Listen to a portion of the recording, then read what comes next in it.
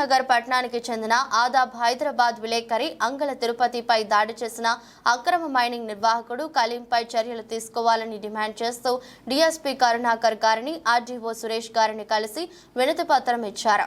ఈ విషయంలో సమగ్ర విచారణ జరిపి బాధ్యులపై కఠిన చర్యలు తీసుకుంటానని డీఎస్పీ గారు హామీ ఇచ్చారు.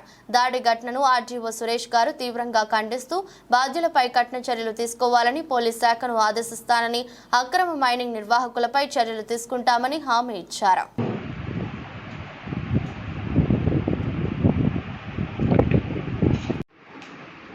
ఈరోజు కాగజ్ నగర్ ప్రెస్ క్లబ్ ఆధ్వర్యంలో ఆర్డీఓ కార్యాలయం ఇచ్చేసి ఒక వినతి పత్రం ఇవ్వడం జరిగింది.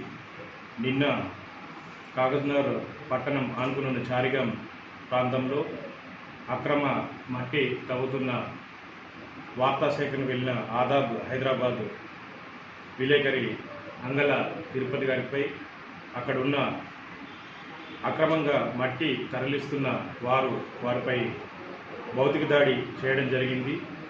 దాన్ని ఖండిస్తూ అదేవిధంగా దానిపైన చర్యలు తీసుకోవాలనుకుంటూ ఈరోజు కాగజ్ నగర్ ప్రెస్ క్లబ్ ఆధ్వర్యంలో వినతి పత్రం ఇవ్వడం జరిగింది. ఈ సందర్భంగా ఏదైతే ఈ సమస్య అనేది మొదటగా ఏదైతే వార్తా సేకరణ చేస్తున్న